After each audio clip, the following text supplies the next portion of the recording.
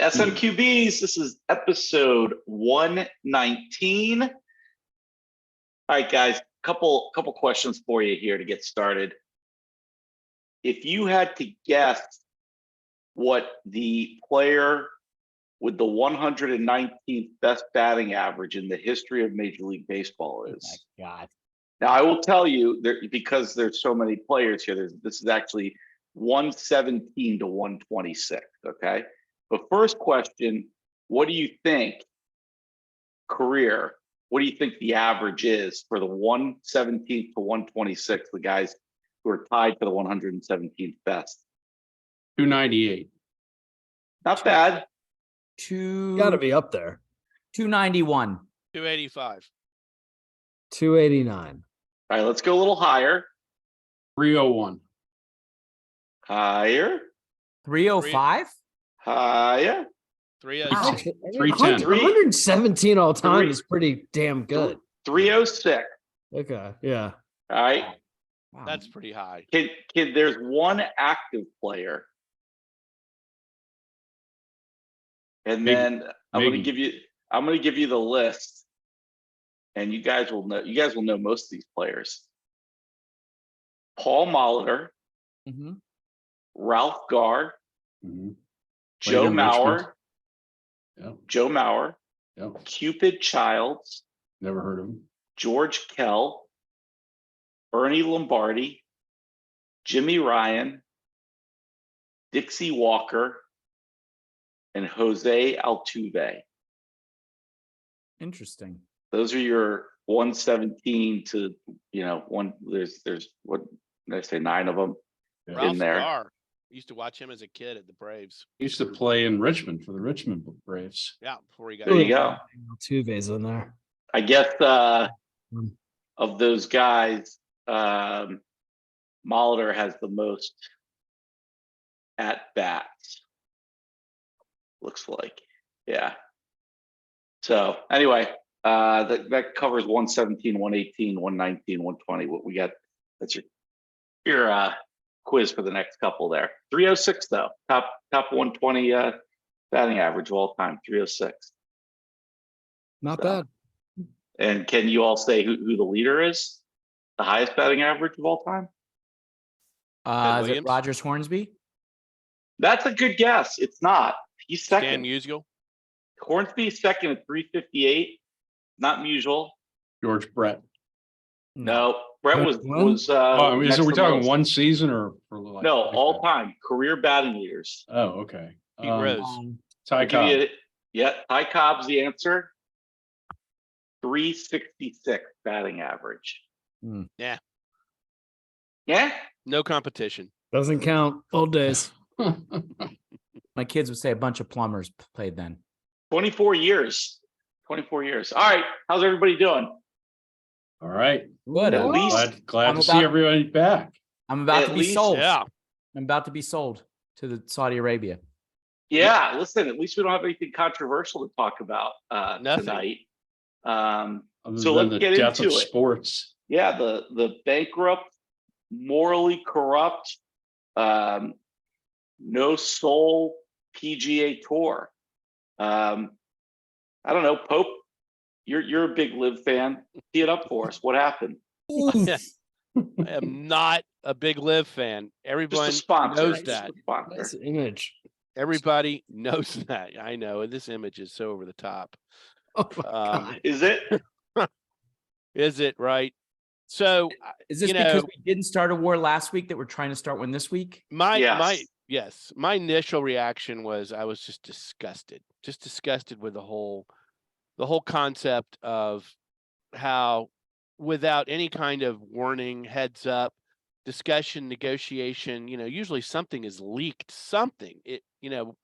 Just our afternoon was rocked when they announced that PGA and Live had agreed to settle the case and terminate litigation, and the PIF, the Saudi fund, was going to become an investor, the sole investor, and the PGA Tour, and that there would be some other kind of entity going forward with the DP World Tour, which is European Tour. and rightly so, you know, the players who had held out for the PGA, who were, you know, pawns in this struggle, were pissed. I mean, they turned down, in some cases, hundreds of millions of dollars to go over to live for what the PGA said was they were standing on principle. And you know, I've thought a lot about this, and if this is true, and I don't, you know, not like I have my own sources, but just from what I read, the Saudis came to Monahan and the PGA 4 years ago and said, we want in. We want to invest in the PGA Tour. We want to be one of the main investors. We want to put a bunch of money in. We want to increase the purses. We want to do all this kind of stuff. And Monahan said, and I'm sure probably not the right thing to say to the Saudis, told them to pound sand.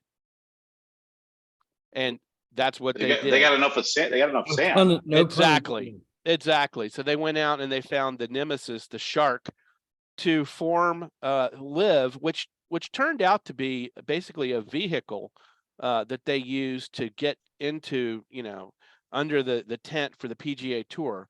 I'm not sure it was the Saudis were in love with the Live product. They were in love with the notion that it was going to create problems for the PGA, which bring them back to the table. Yeah, it was just and a then Trojan horse. they would have leverage. Absolutely. And what really sucks from the PGA standpoint is that they put these players up and they said, you know, this was all about sports washing. This was all about the Saudis' money trying to influence and take over, you know, for what they had done in the past. And you guys need to stand on principle. In fact, Monahan, you know, they went out and they got the 9/11 families a year ago to stand up and say this was unacceptable. And so the players, you know, they thought they were standing on principle according to what the PGA Tour was saying. And what happened was, you know, the tour finally caved because the Saudis, with their money, they were going to win. You could pay you now or pay you later. They were going to win. And that's when, you know, the PGA caved, but they didn't talk to the players about it. They didn't give them a heads up, no warning, no nothing. And so they just sold them down the river. Now, I understand there's a possibility that some of the players who held out are going to be getting investment opportunities in this new tour in a different kind of way to try to, you know, defray or make up for some of the money that they gave up. But who are the winners? The winners are the Live guys. They made out like bandits. They got hundreds of millions of dollars, and they get to come back to the tour, maybe or maybe not with any kind of penalties. But you know, what a play that they made. They took the risk and they won. And they didn't take a risk. They took the money. They took the money. They didn't take any risk. The winner's Saudi Arabia. Well, no. Yeah. They took a risk that they may not ever be able to play any more majors, Ryder Cup, President's Cup, any tour related events. So they just have to live off their 150 million. Yeah, I don't know that they took any risk. I don't see this as them, you know, being the risky guys who went out there. I think they're the, you know, the opposite of that. They're the sort of the chicken shits who took the payday instead of, you know, Tiger had that press conference at one point. By the way, very interesting. I don't think we've heard anything from Tiger yet. We haven't. No. I'm waiting for the launch of the Woods tour. But Tiger had that press conference where he went out there and he talked about grinding it out and having to go and practice and you know, go back to the driving range and get your swing right, you know, on a Thursday night after you played a bad day and just having to grind away. And it was, you know, it was kind of funny listening to Tiger Woods talk about having to grind away. On the other hand, he was right. I mean, these guys they took a sure payday and not just like a little bit of money, like a shit ton of money for the payday. So I don't know. I don't think they're risky. But by the way, one interesting thing that I saw today come out on all this, and I have a lot of thoughts here, but Senator Richard Blumenthal of Connecticut has informed the PGA Tour and Live Golf that the Senate is launching a probe into the agreement now. You know, one of the things that the Live golfers said was that this was a monopoly and there were antitrust issues. And now the two of them are coming together So, I mean, it's a pretty tough spot to be in for Liv, where they took the position in court papers, or at least a lot of these guys did, that this was a monopoly, and now the only competition out there is going to merge with it. I don't know. I don't know enough about antitrust laws to tell you how that's going to turn out, but it does sort of create a question, right? This is a much bigger problem than golf. Yeah. The oil countries are on their way to destroying European soccer. They're going to destroy golf. And what's next, right? I mean, what's stopping them from deciding that they want to buy an NFL team or a Major League Baseball team, NBA team, and pull the same kind of Trojan horse move? You don't let me in, I'm going to form my own league. And, you know, I mean, they already own Man City, which just won the championship. UAE owns them. Qatar owns Paris Saint-Germain. And the Saudi Public Investment Fund bought Newcastle and brought Ronaldo, Benzema, and Conte to the Saudi Pro League. Their next move is to try to get the World Cup in 2030. I mean, they're not stopping at the PGA or an English Premier League club here and there. And I mean, somehow or another, these leagues need to band together, or else it's just going to be, you know, petro clubs owned by countries dominating sports just because they have all the money. And as much as I, you know, rooted for Man City because of our little competition that we all put together for Premier League, I think Man City is a sign of bad things to come. Well, look, I mean, we are a sports podcast, so we're lamenting about how this is destroying sports. But like I said on our text chain, I mean, if you're going to a concert, if you're buying coffee, if you're going on social media, if you're flying an airplane, you're investing, you're contributing to the Saudi Public Investment Fund. Aramco, Live Nation, Boeing, Facebook, Citigroup, Disney, British Petroleum, Uber. I mean, if we're gonna every facet of our life. Every facet of our lives. If we're going to have congressional investigations, let's have real congressional investigations about how America is being bought out by Saudi Arabia, including its sports leagues. I think is disgusting too. And I think that there was another way for the PGA to have made its money and to get where it needed to be. You know where the money is to be made? And we're going to talk about this. The money is to be made in television, in video games. PGA could have made its hundreds of millions. It could have made its billions without ever selling out. Right. If they didn't capitulate, the Live had no TV. They had nothing going on TV other than what, the CW channel? Exactly. They could have starved out Live because if for no other reason that Saudi Arabia would have just been pouring hundreds of millions, if not billions, into a league that no one was watching. Well, how is the PGA going to pay for the litigation? You saw what they said. Isn't that they're already 50 million upside down on litigation? And why did they need to pay for it?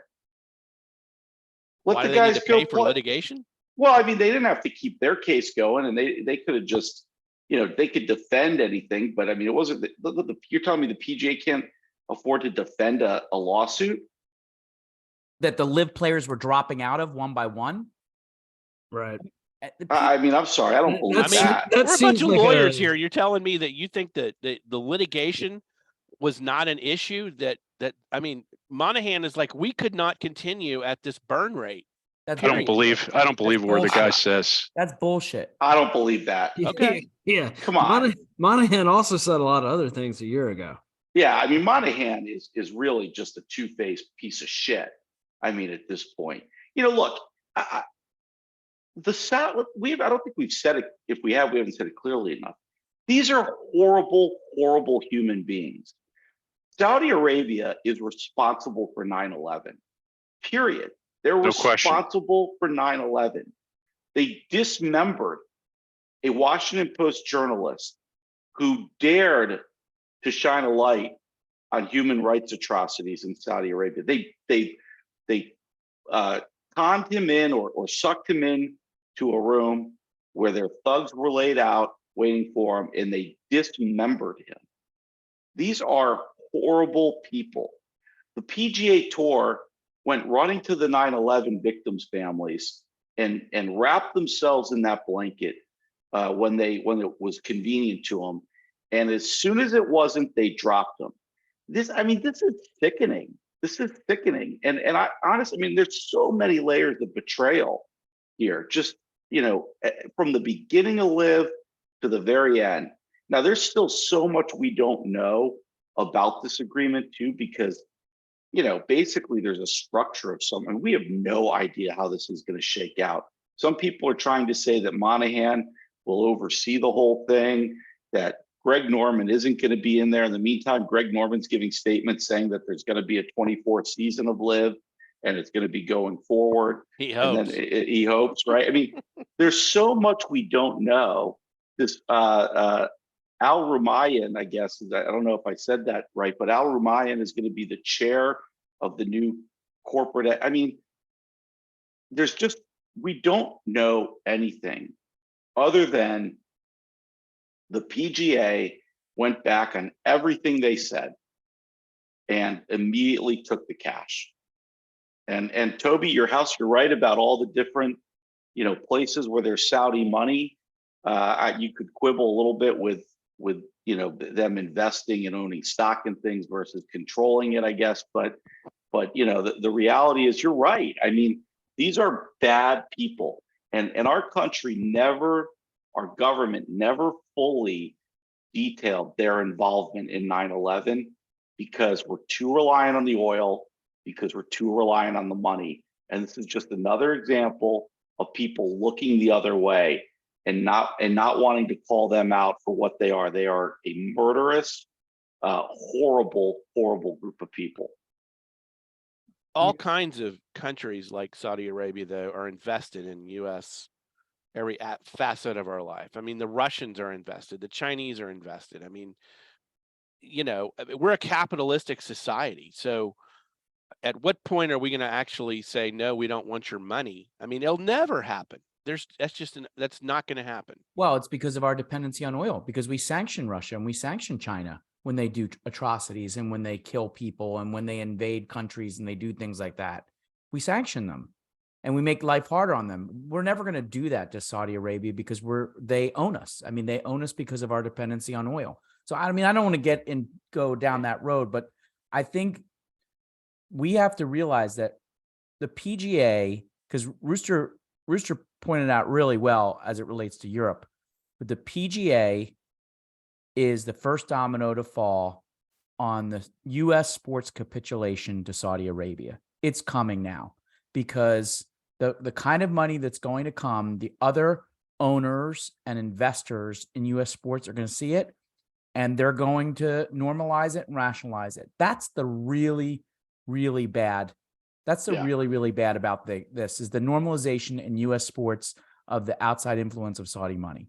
And I just want to be clear about one thing. When I say they're bad people, I'm talking about the money people, the ruling class. I'm not talking about every person of Saudi descent, but the ruling class, MSB and MBS. MBS. MBS. He ordered the hit. You heard Rory's press conference. He said ultimately it came down to the Saudis were going to, one way or the other, invest in the modern, whatever Gulf entity that we have. And we could continue to fight them, and we could continue to burn money, and we could continue, the split that we have, or we could finally make that recognition and see what we can make out of the game. And I think that's where they are. Rory's been raised to fall in line behind the sovereign.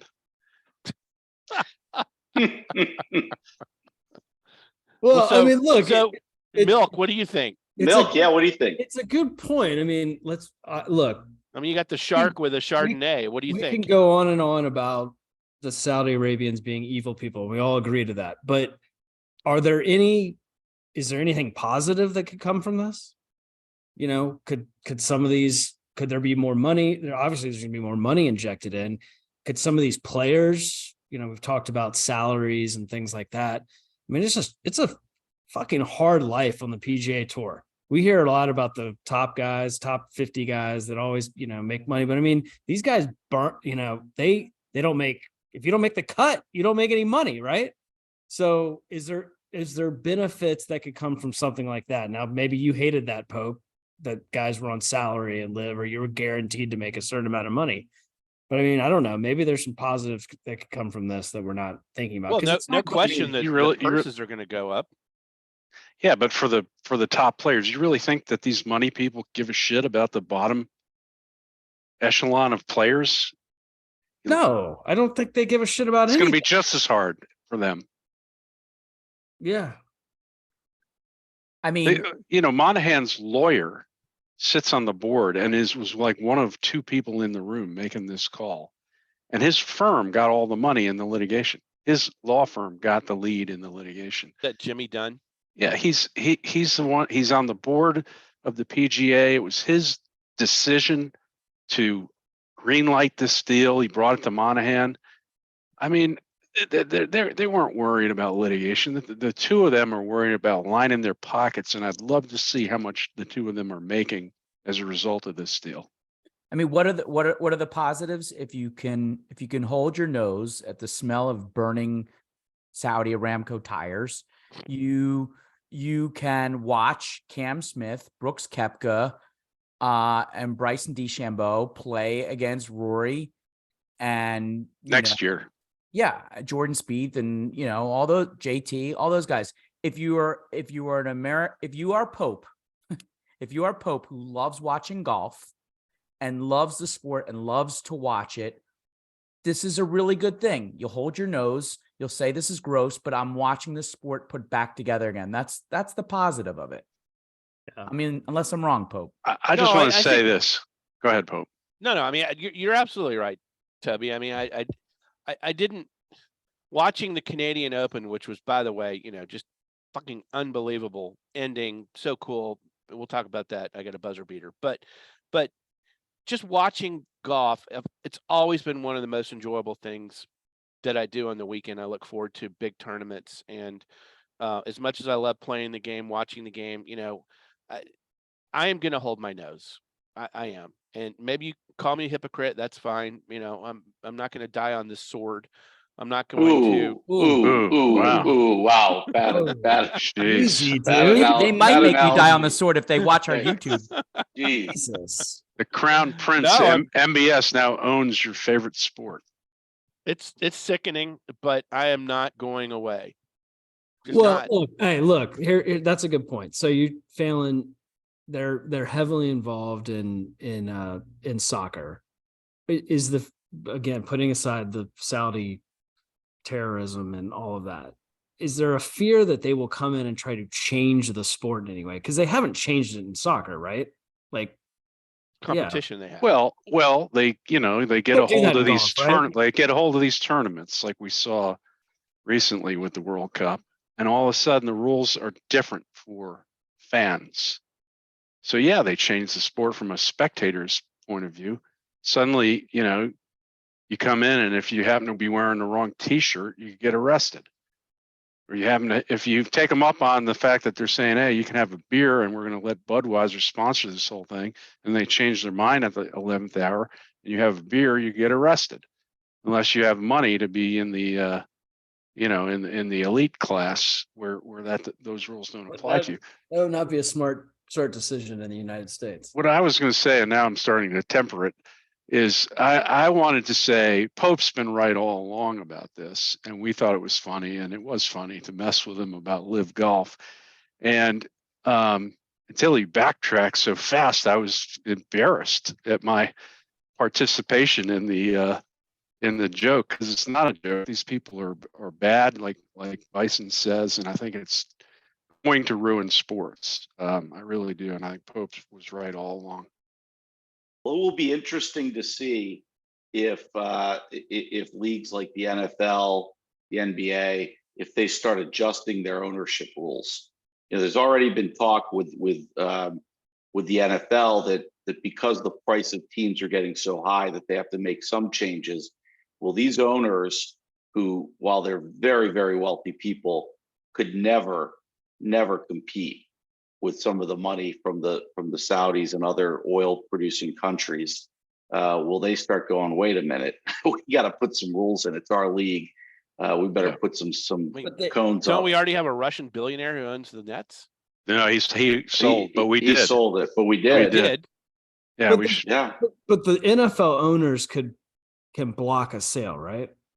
Like you can't just come in and buy. Like Saudi Arabia couldn't. They could come and buy the Bucks, but the owners Hold on can one block that sale, right?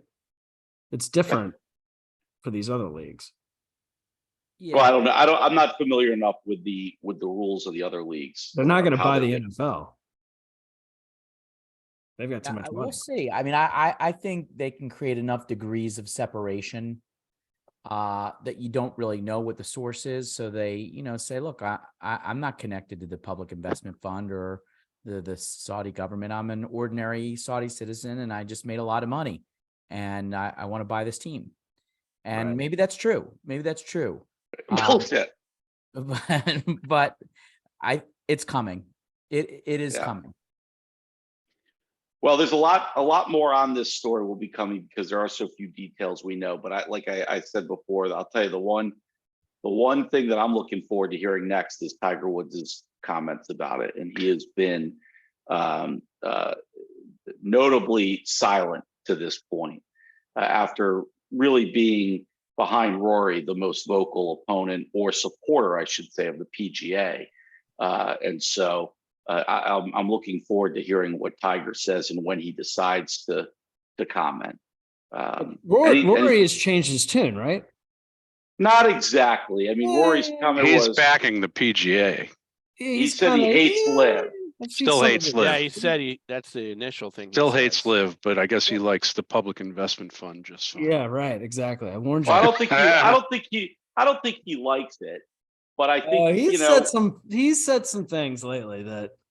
Well, I think You he's guys will trying to come be around. You'll come around. I think he's trying to be a company guy. I mean, Yeah, I'm that's what sure he's he been is. all along. You hate Rory yeah, Milk. right. Are you coming Fucking around on him? flip flopper. Are you coming around on Rory Milk? No, I exactly what I. This is exactly who he is. He'll be totally fine with it soon. Anything else on this? It's the Travis. I just want to say if one of us or more than one of us doesn't show up next Monday for the show, please call the FBI. More like the CIA. Yeah. Well, let's go from probably a very embarrassing, obvious spectacle of caving and taking the money to someone who turned down the Saudis, right, House? Yeah. I mean, if Messi wasn't already the GOAT on the soccer field, he's now the GOAT of humanity. This is like, you guys understand. I know I'm the one that's a little bit of a soccer nut here, and you guys got into it a little bit more over Premier League in the last few years and a lot in World Cup this past summer. And, but you understand the scope of this, right? Like this is LeBron going to the Shanghai Sharks. This is Brady going to the Toronto Argonauts. Like this is this is an absolute Rushmore athlete.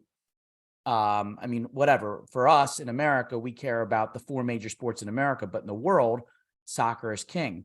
And he will very well go down as one of the very best, if not the best of all time. And he's coming to a league, the MLS, which is not even a top 10 league in the world. And he's playing for the team that is the worst team in the league.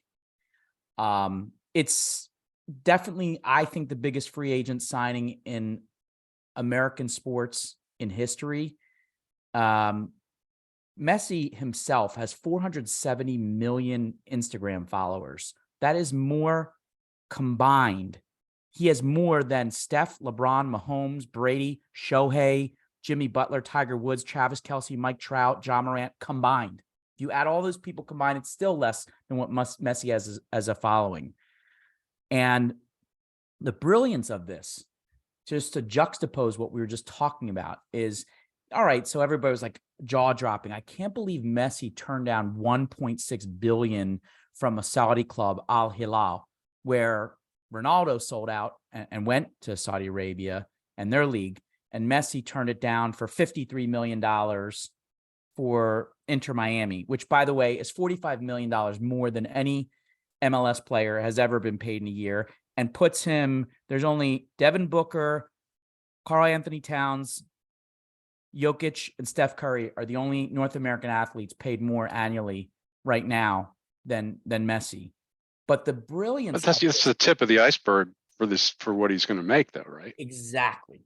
This is the tip of the iceberg, because this is how the PGA could have figured this out. So Messi also gets a percentage of the sales of the Apple MLS season pass.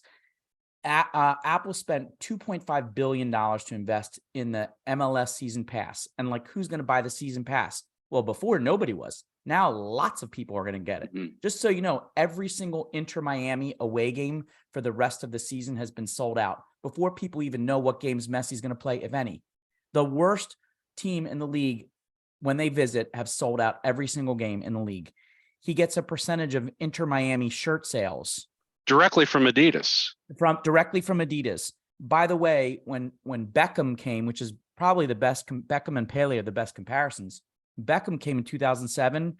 They had sold, LA Galaxy the year before in 2006 had sold 428 jerseys. The next year, Put some zeros on that. in 2007, they sold 300,000 Beckham jerseys. So I think we know, 15 years later, when soccer is crazy here, what he's going to make.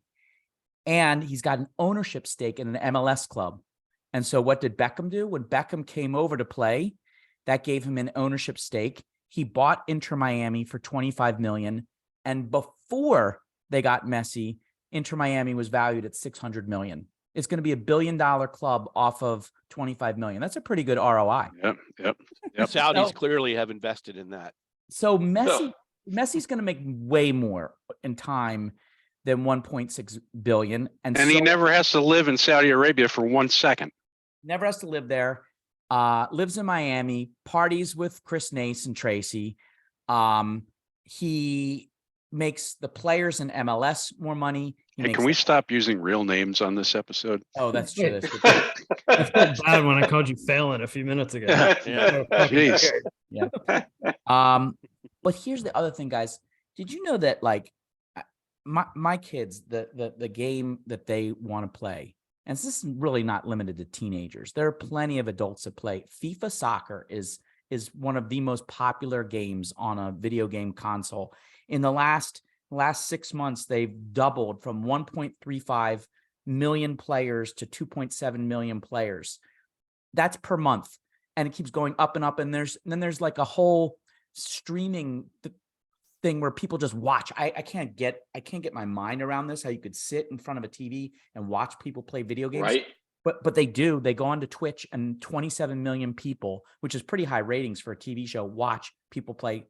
So if there's any question about what this is going to do, and this is all on the heels of the United States and North America getting World Cup in 2026.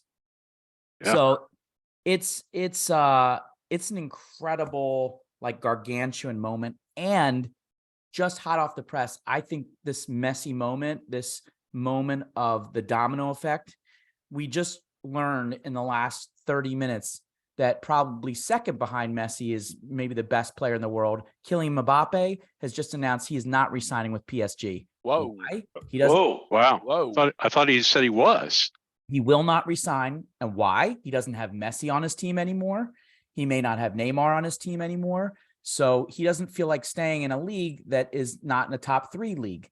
So, it was Messi versus Mbappe for the final. That was the most exciting final ever from those two players. And Mbappe just said, I'm not resigning when my contract ends in 2024. And now PSG they've got two things they can do. They can either play for another year, make all that money from Mbappe filling seats, or they can sell him now in the transfer window.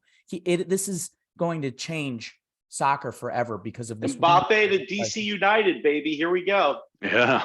That's the other great thing, is that Messi has set a plan that if other people can get similar investment rights, look, they're not going to get the same investment rights as him, but if they get a part of a club or they get a part of their jersey sales, you're going to see MLS now, it will no longer be the 20th best league in the world. It could move into the top 10 leagues because of this one man. How old is Messi? Messi's like 36, 37. I mean, how much does he have left in the tank? Plenty for MLS. Yeah. I mean, A lot. Yeah. This guy, Xherdan Shaqiri, that plays for the Chicago Fire, who I think is older than Messi, he's not very good. He's the one that makes $8 million. He runs circles around people on the field because the skill level, even when you're at the very end, is so much better. I hate Tom Brady. I'm sure he would be the best player on the Toronto Argonauts and all of Canadian Football League if he played tomorrow. Well, Rooney was able to come in and play well for a while, even though he was practically unable to walk. And so did Beckham, and so does Zlatan. When these Yeah. guys come over, they dominate. How long is his contract, House? I think well, first of all, he's got a right to opt out every single year. Yeah, But well, you have to I give think him it's a 3-year contract, and but he can opt out after every single year. They would do anything just to get him in the door. Is there any question he's going to play again in the World Cup in 26? That's a great question. I don't think he does. I don't see what there is to gain. No. So if he doesn't play in the World Cup, is he going to continue to play at MLS? I think he plays I think he plays 2 or 3 years for MLS and then hangs it up and moves into ownership, does what Beckham did. You know, every time I think about this, I think back to the North American Soccer League. It started in 1970 and was defunct by 1985. The Cosmos. And I was big into the Cosmos as a kid. You know, I mean, they got Pele, they got Giorgio Canaglia, Franz Beckenbauer, and about a dozen other really good European players. And it just really didn't catch fire in the US. You think now because of social media and more access that the kids are way more into it now than they were What then. the fuck are you talking about? The Cosmos? Who? That was My God, this was like the all-star Yes, soccer team yes. in all of all time. I had a poster of Pele. Pele playing with the Cosmos. I'm Milk, do you have sorry. any idea? They played at Yankee Stadium. Jesus Christ. That's a travesty. That is awful. God, I missed this horrible period in our The country. video games have changed a lot. The video games and Apple Apple's going to do a lot to change sports too. This is and we're a much more diverse country since 1974. We have a lot more people here who follow soccer as their number one sport. It's still though. Look, you still have the NBA, the NFL, Major League Baseball. We have 3 massive sports in our country. I mean, you could throw hockey in there too, I guess. I just still don't see it working. I just still don't think there's too much going on. All these other countries, soccer is number one. Soccer. There's just too much. There's too much. It's not What's the most popular sport for I think kids, it's great. Milk? Miami, by the way, perfect fit. Perfect. Yes. Can't get better than Miami. My other point, though, is MLS doesn't have one team that had ever in the history of MLS that had the star power of the Cosmos. I mean, the MLS is just like a bunch of minor league Are we back to players. the Cosmos? Well, you think one guy's going to fix that? Well, I think Beckham to Galaxy was kind of like that. Yeah, but he was clearly out to pasture by then. We'll see. There's rumor that a couple of players also not as far in the twilight of their career as Messi are looking to join him in. That's going to be the next thing is that MLS has rules right now as to how many they can pull over like that. That's going to change too. Well, Are you going to get Pulisic to come back? Are we going to get who to come back? Pulisic going to come back?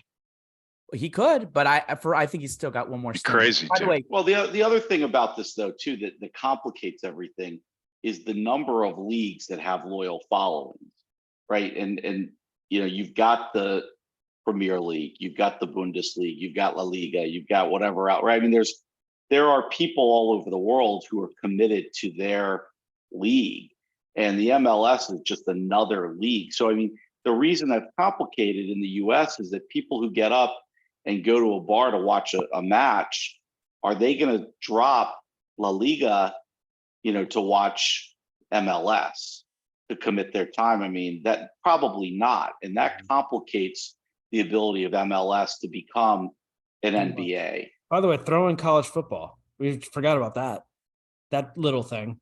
You're right. I mean, Milk, you're right. I think culturally, Americans and the way We play our ADD, all of that. I mean, I think things like football and basketball are going to remain king, but I mean, the number of kids playing soccer and the way it's grown and the way our team as a country has improved, I'm buying. I'm not selling on soccer in the US. I'm buying. Milk's got pickleball ranked higher. All right.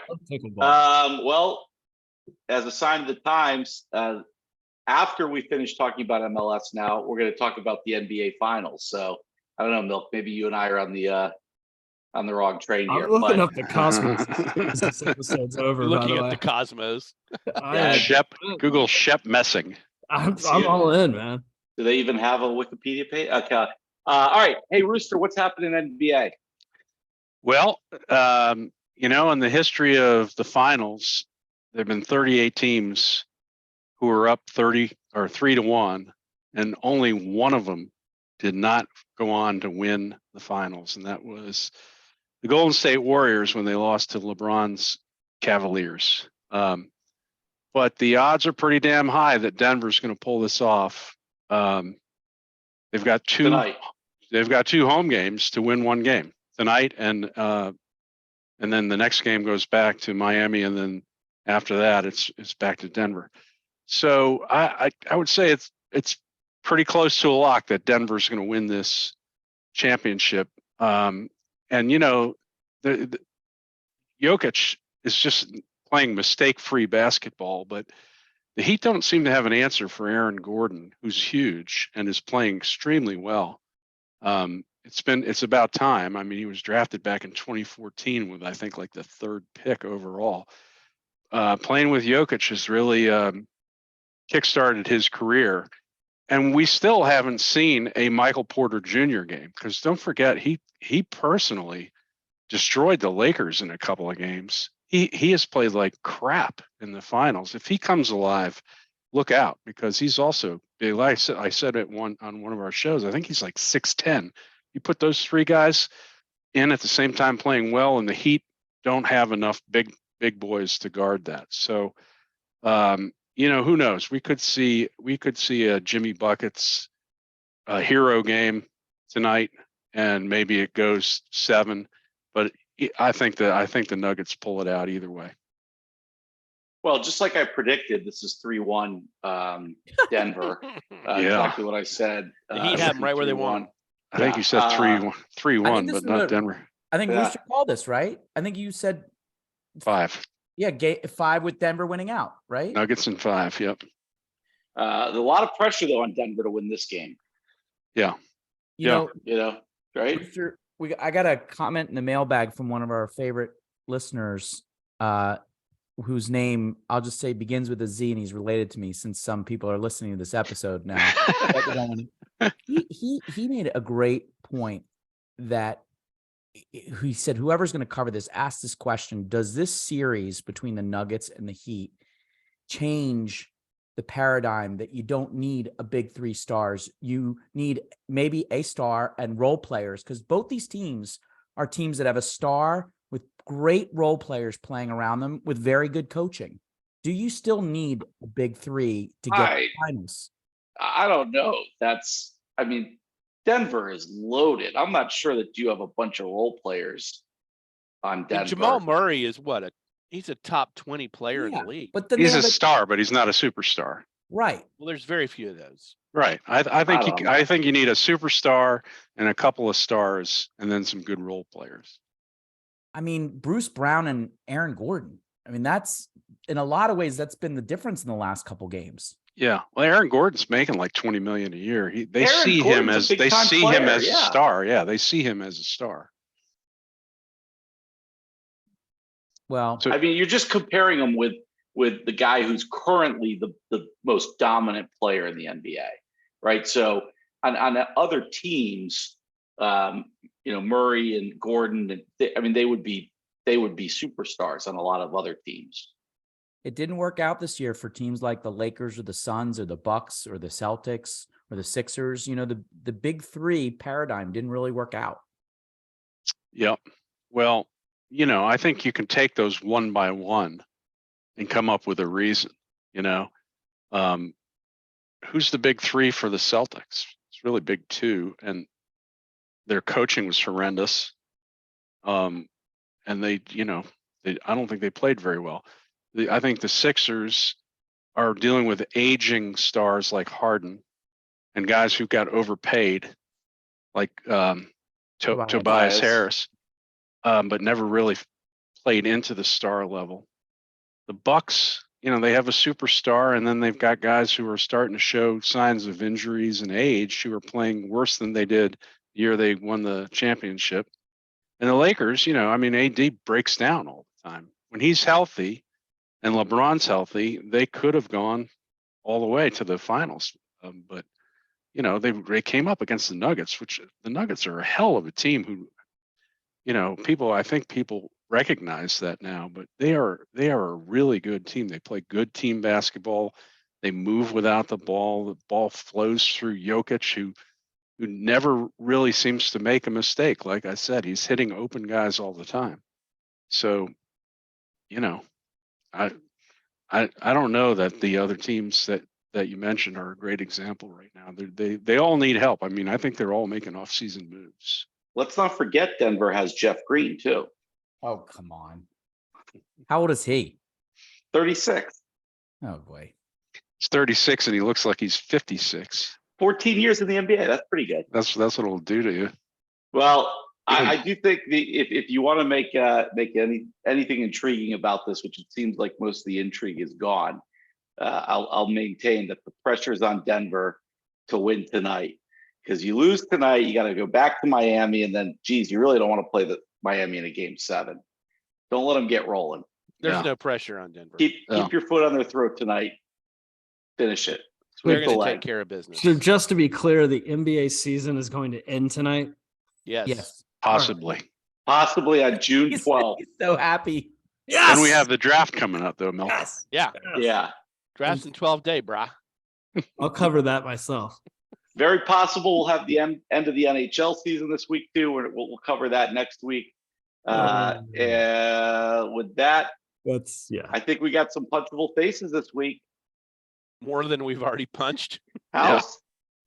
I just want to, because to equal opportunity punching when NBA players do really dumb shit. I've been one of the biggest supporters of Zion Williamson. I think he had the potential, and maybe still does have the potential to be a really, really unique player. If you haven't seen some of the craziness of Zion being caught up in relationships with porn stars and baby mamas and being extorted and all his whole personal life playing out over social media, it's insane. And, Stephen A did a segment on this too. What it kind of tells you is that Zion's mind, I won't say head, but Zion's mind wasn't on the game of basketball. It may still not be on the game of basketball.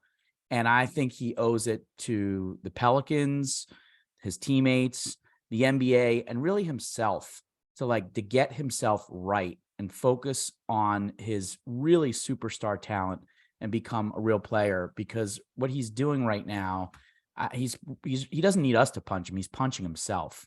So get yourself right, Zion, because you're a unique talent, and it's really going to waste. You're not throwing a gun around, but again, people follow you. People see your example, and you're not setting a very good one for kids. You're not setting a very good one for yourself or your teammates. So here's my punch to your midsection, because you shouldn't be using that much anymore. I'm totally asking for a friend here, but which porn stars is he dating? Just look it up on Twitter. It's easy to find. All right. Or tell your friend to look it up on Twitter. Right, yeah. Don't use your wife or your children's phone. Wasn't me asking. Come on. No, obviously. All right, who else has a punch? I've got a couple. I want to punch. I want to punch Conor McGregor. Oh, who is a this is despicable yes, this is good. piece of shit. Yes. He agrees to do a promo with the Miami Heat mascot, Bernie. who they call This is Bernie, amazing. because Bernie is hawking this pain relief product that he's developed. And so Bernie comes out in, boxing gear with these big goofy gloves and is supposed to do a little fake spar with Conor McGregor, who Conor McGregor fucking decks this guy. I mean, hits him as hard as he Clocks can him. right in the jaw. And then while the guy is down, all this mascot's down on the ground, seemingly unconscious, he comes down and gives him, like the martial arts punch in the face to the near dead guy and hits him again. Guy had to go to the emergency room. I mean, what a fucking psychopath. That guy, Psycho. I that guy love this, sucks. as He if taking on the sucks. Saudis wasn't enough today. Rooster starting shit with Conor McGregor now too. I can't stand Conor McGregor. He's a disgrace to the That's whole your- that's your Irish Irish brother. heritage. Oh God. Oh boy. My second Right. punch goes out to these. I hate these people, these social media provocateurs who are fucking losers who have nothing to Influencers? offer to the world other than videotaping themselves bothering people. I like to see Conor McGregor punch this guy named Alex Stein, who chased Brittany Griner and the Phoenix Mercury through an airport, screaming at her, "She hates America" and blah blah blah.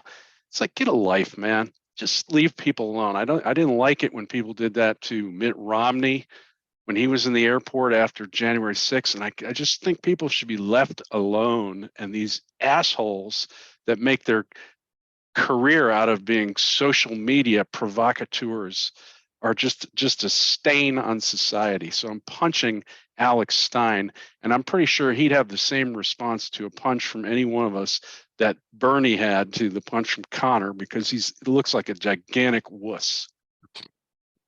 wow. Did you just come up with provocateur, or is that what they're really called? Isn't it influencers? Well, provocateurs try to influence more looks by being assholes to people, by being intentionally provocative. Milk, somebody's got to explain the situation to the senior crowd. Rooster's up for the task. I mean, An influencer is not a provocateur necessarily, Milk. Come on. he knows the starting lineup of the Cosmos, though. Yeah, that's true. All right, any more punches? I'm gonna punch Milk. That'll be my Yeah. third one. Does anybody have a lasso? Eeks. Guys this week, other than Messi. No Lasso? No lasso. All right, let's hit buzzer beaters. Who's got a buzzer beater? I mean, I guess my buzzer beater could serve kind of as a lasso. All right. And the Canadian Open, talking about golf ad nauseum that we have Ugh. already. This is not a lasso. We're not giving anything associated Nick with PGA a Taylor. fucking lasso.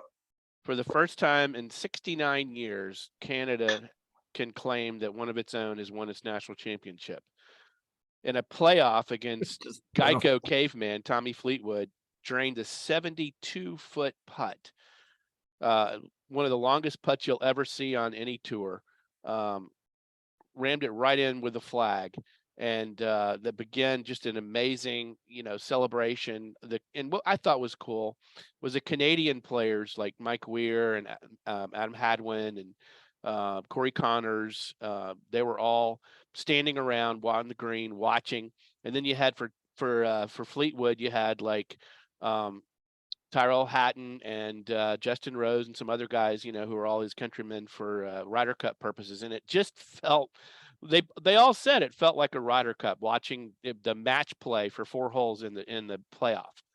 That's the best that golf has to give, and it was awesome. And I'm sure Nick Taylor is living the Ted Lasso dream today. Are you familiar at all with the smoke that those fucking Canucks sent down into our country this week? Right. You cannot possibly appreciate anything out of Canada this week, let alone associated with the PGA. Sorry, that was Bison Moose Jaw.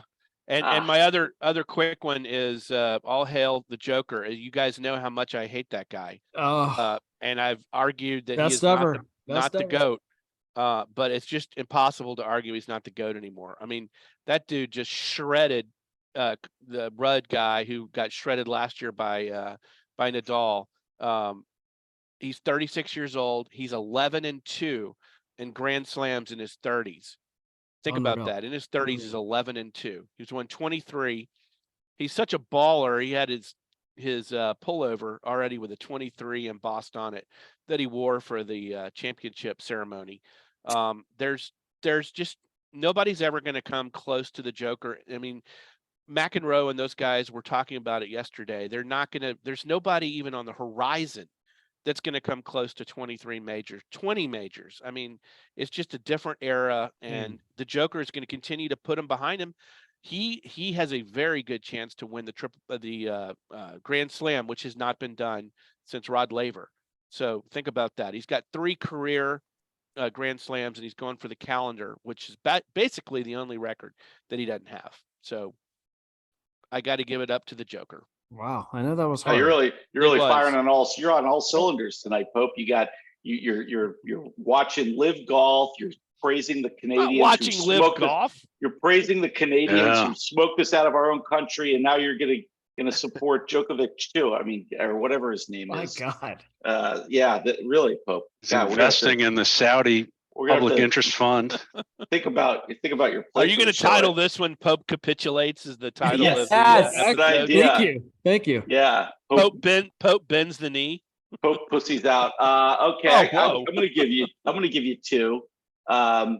And House, thank you for bringing it to my attention. We have to note that the winner of the 24 Hours of Le Mans this week. Congratulations to Ferrari.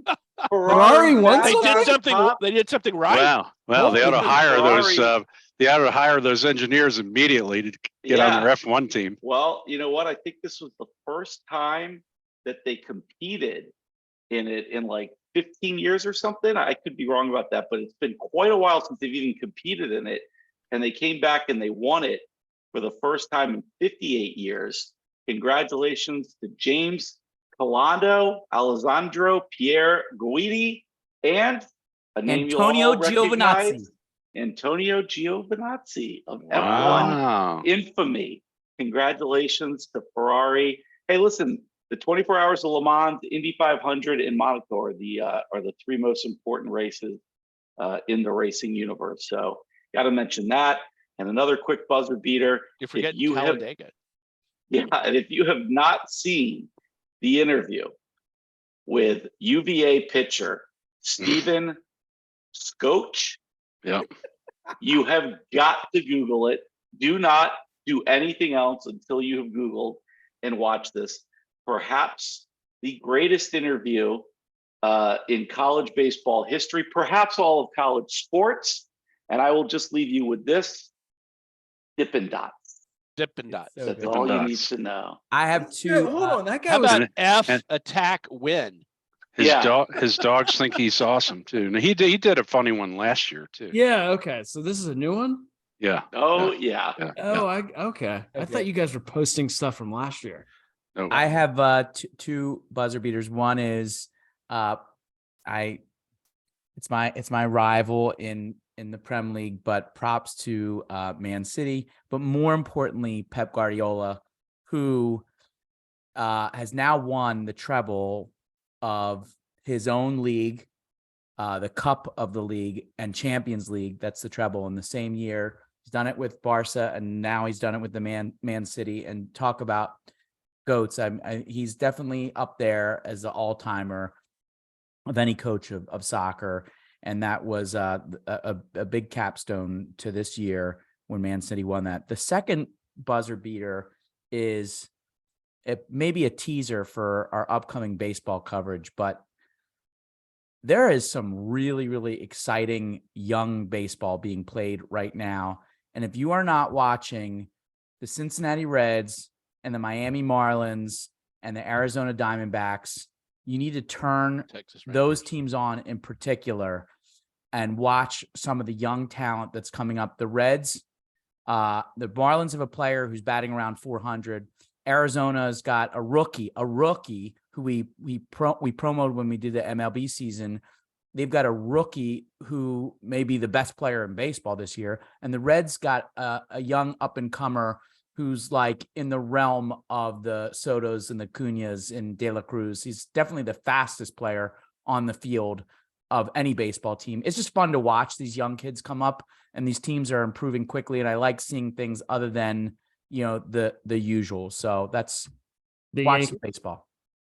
Yeah, De La Cruz looks like a young Ken Griffey Jr. Yeah. So mine is also baseball. First of all, Andrew McCutchen got his 2000 career hit Good one. yesterday. That's a good one. And, we've all been saying, we've been talking for a long time about bashing Major League Baseball owners in places like Pittsburgh because we long for the days when the small market teams were good. Well, they're back. I mean, we got Texas. We're almost at the 70th game of the season. Texas is number one in the AL West. Pittsburgh is number one in the National League Central, and Arizona is in first place ahead of Los Angeles, the Giants, and the Padres in the National League West, which is a stacked division where usually Arizona is battling Colorado for last place. So, not quite at the halfway point, but still good sign. And you forgot somebody. Yeah, the Yankees are 38 and 28, only 8 games back. Got to give it to you. 2 out of 3 this weekend. Rangers, Rays, best 2 teams in baseball. Congratulations. We'll see. Whoa, easy with the best 2 teams in baseball. Thank you. Thank you. It's a little early for that. The Easy Yankees are 9.5 back if we're keeping track. Just they're 8 games back in the loss column. That's all that counts, baby. Hey, Milk, should you and Well, I that makes just it do a much closer. preview of the American League since nobody else wanted to do one? You want to do one, and we'll just post it. Sure. Love to. Just talk about our teams. That should be like live ratings. Yeah. Maybe Pope can sponsor that on the CW too. Anybody got anything else? No, real quick. If PSA, tune in. College World Series starts Thursday or Friday, June 16th. I think we have, as of right now, 6 teams in out of 8. Southern Miss, Tennessee, and I want to UVA. say Texas, Stanford still have to play. But yeah, UVA's in. Oral Roberts. Oral Roberts beat Oregon. Gators, TCU. It's fun. Good baseball. It is. LSU's in it. LSU's in too. Could have 3. Anything else? Anyone else? All right, guys, have a good week. Go Phils. All right, fellas. Yeah. See ya.